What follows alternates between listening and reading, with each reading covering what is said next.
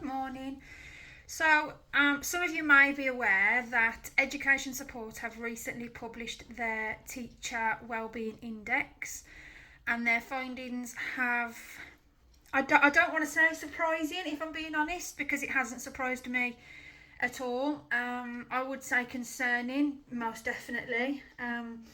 To read that 78% of staff in schools feel that they are stressed due to their workload and capacity is very, very concerning. It's not surprising to me, but it is very, very concerning. So, as the vast majority of you know, I work with hundreds of schools nationally and hear firsthand the impact that the education profession is having on teachers and staff's mental health and well-being.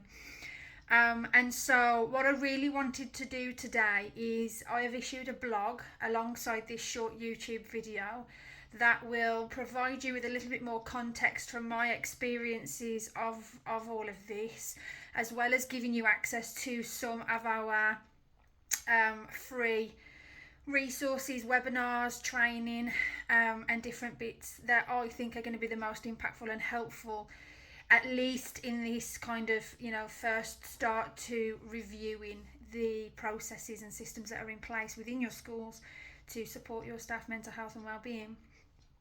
So we talk in that blog, there's some links to a video around vicarious trauma, something that is massively common in schools, but also very, very misunderstood or sometimes not even heard of. So it's really important that kind of knowledge and that understanding around vicarious trauma, the impact of, the symptoms of, the signs of, and why it occurs is kind of common knowledge within schools, which is why I've really shared that in the blog for people. It is free, so you can just download it, watch it yourself, and then share it with your wider team as well. I've also tried to put some bits out there as well in the way of webinars, and I've tried to make sure that they come from some different kind of contexts, because what tends to happen in schools the vast majority of the time is that there is employee assistance programs in place, which is great, but the issue is that a lot of the times they aren't in place from a place of advocating that people use them.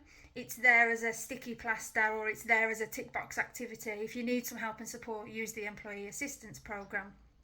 And I'm not saying that we shouldn't have those in place. We should. It's a really useful resource to have in place, but you've got to advocate for it, and it's no point having it in place if it's not accessible, or if there are conversations like, I'd rather sit here and get all my marking done than access some support from the employee assistance program for my mental health and well-being, then there is something wrong there. If staff don't feel they have the capacity to access support around their own needs and their own mental health and well-being, this is where the issue is lying.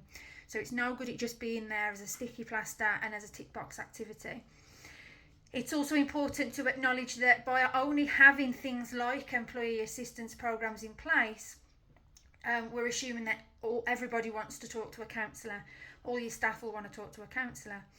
Now, this is why it's important that video around vicarious trauma is shared, because actually what we know of trauma is that it is not stored as a cognitive capacity. It's not stored as a memory in our brains. It's stored as a memory, and it is processed in our bodies and in our central nervous system, in our nervous system as such. Which is why often we see all of these body-based responses as opposed to cognitive responses. So it's really important that there's an understanding of that. Things like vicarious trauma cannot be talked away. There needs to be things in place like body-based approaches. And in having both systems in place, so yes, have your employee assistance program in place, but make sure it's accessible and it's advocated for. But B, make sure that you have other things in place for those that A, don't want to talk, and B, who are experiencing things like vicarious trauma. This brings me to the importance of making sure that your systems that you have in place are inclusive to everybody's needs. And that means that there's the importance of exactly what we've just said, acknowledging that yes, talking therapies, counsellors and things like that may be one option, but it shouldn't be the only option. There needs to be other things in place like body-based approaches as well.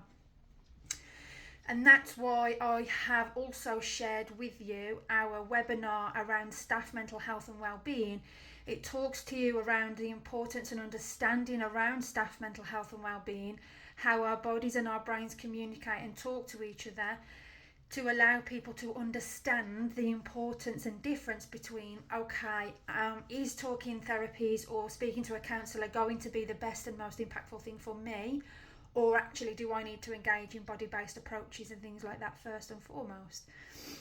Within that webinar, there is also then some really practical strategies that staff can use themselves to help themselves with regards to their own mental health and well-being, but also kind of how to ensure that that's impactful, how to ensure that that's sustainable, and making sure that it's coming from that perspective of trauma-informed practice and body-based approaches. So that is there for you. Again, it's free. You can just click the link and download it from that blog. The last thing that I touch upon is around the importance of making sure that what you have in place is accessible from an internal perspective as well as an external perspective as well. So this brings me back to the importance of being inclusive.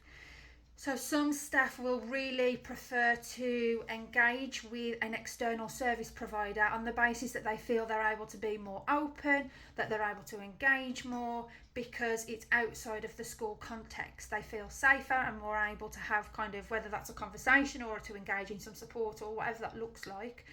Because it's external to the school, there's less of a worry of things being, information getting back to school and people talking and things like that. Whereas you'll have some other staff who might be completely opposite to that. They might actually prefer to engage with things that are internal to the school, whether that's a talking thing or whether that's a body-based approach thing, because the school environment is familiar to them and that feels safe to them, and so they prefer to engage in that way. So it brings me back to making sure that everything is inclusive. Make sure you're catering for everybody's needs. Make sure there is an understanding of vicarious trauma.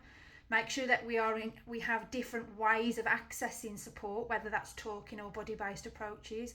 Make sure things are accessible internally and externally.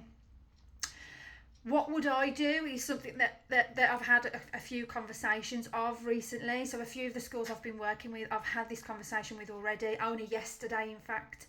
And the question that I'm asked most common is, well, what would you do? What would be your first step?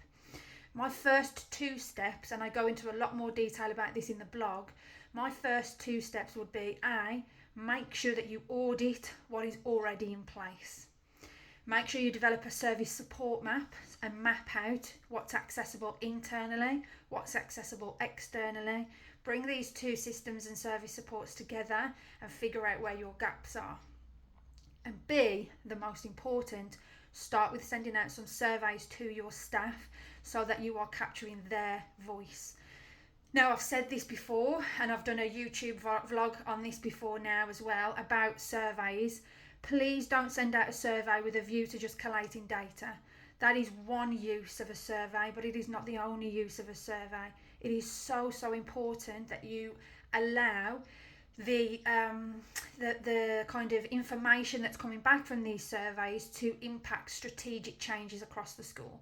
Don't just come back to staff with numerical data of this percentage of staff said this percentage of staff said that. That's important, yes, and it's nice to highlight and bring to people's attention, but actually you're not getting the most impact from your surveys if that's all that you are doing. You need to listen, you need to actively listen and allow your staff to make strategic changes across the school. If you've got any questions at all, if you're concerned about anything at all, please do get in touch. There's an email address at the bottom of the blog, which if you're watching this video in YouTube will be down in the links or in the bio. I'm not very YouTube savvy, but it's there. So please go and access that, as well as any of the webinars and the training. If you would prefer it to be less of a webinar and more of a live remote kind of delivery, maybe for CPD or an inset day, then get in touch with us, because that is something that we can arrange and work with you to have in place. So please get in touch. Please have a read of the index, because it is really important. There's some really useful bits of information in there, and it's really eye-opening to kind of grasp an understanding of their findings. I'll speak to you all next week. Have a great weekend when it finally arrives for all of you. Bye.